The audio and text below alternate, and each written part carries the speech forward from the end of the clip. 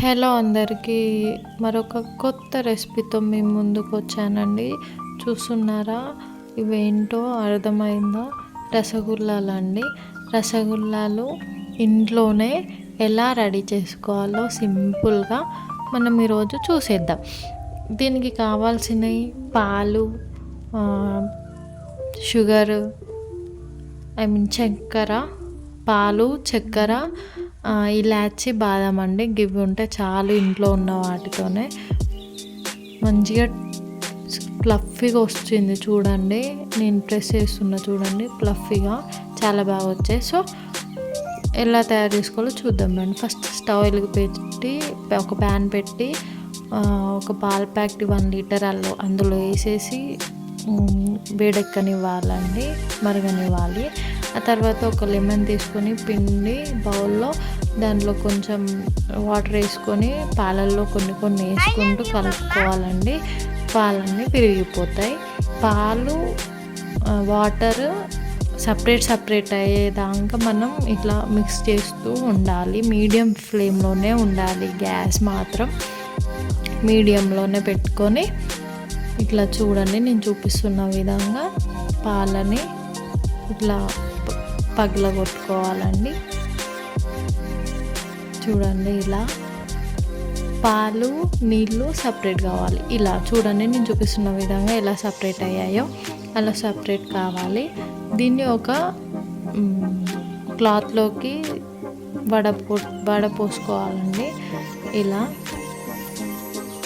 వడపోసుకున్నాక దీంట్లో కొన్ని cool water add చేసుకుంటూ మిక్స్ చేయాలండి. ఎందుకంటే దాంట్లో ఉన్న లెమన్ ఏదైతే మనం లెమన్ పిండినామో దాని ఫ్లేవర్ అంత పోవడానికి కూల్ వాటర్తోని ఇట్లా కొంచెం 2-3 టైమ్స్ వాష్ చేసుకోవాలండి. వాష్ చేసుకున్న వాటిని ఇట్లా నీరు లేకుండా తీసుకోవాలి. ఇలా నేను చూపిస్తున్న విధంగా చేయండి. ఇలా తీసుకున్నాక దాన్ని ఒక ప్లేట్లోకి తీసుకొని మనం చపాతీ పిండి కదా ఎలా మడతన చేస్తామండి, అలా మడతన చేసుకోవాలి. నేను చూపిస్తున్న విధంగా చేయండి. ఇదే మెయిన్ థింగ్ అండి ఈ రెసిపీలో. ఎందుకంటే మనం ఎంత మంచిగా దాన్ని మడతన చేస్తామో అంత మంచిగా బాల్స్ అనేటివి విరిగిపోకుండా వస్తాయండి. చూడండి, మన చేతి మడిమెతోని ప్రెస్ చేసుకుంటూ కలపాలండి. ఇట్లా మడతన చేసుకోవాలి.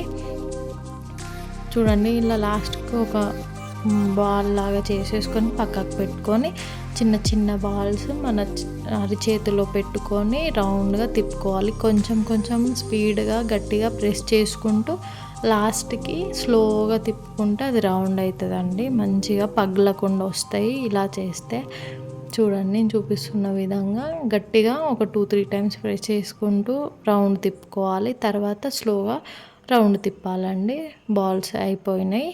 ఇలా బాల్స్ చేసుకొని మరొక గిన్నెలో స్టవ్ వెలిగి పెట్టి లోతు గిన్నె తీసుకోండి. ఇలా లోతు గిన్నె తీసుకోండి. తర్వాత ఒక బౌల్తో పంచదార తీసుకోండి. ఒక బౌల్ పంచదార, అదే బౌల్తో 2 టైమ్స్ వాటర్ తీసుకోండి. వాటర్ తీసుకొని అవి మరిగాక మొత్తం పానకం రావాల్సిన అవసరం లేదండి. చక్కెర కరిగితే చాలు. చక్కెర కరిగినాక ఇలా చేసుకొని కొంచెంసేపు మరగనించి ఈ బాల్స్ అనేటివి స్లోగా వేసుకోవాలండి.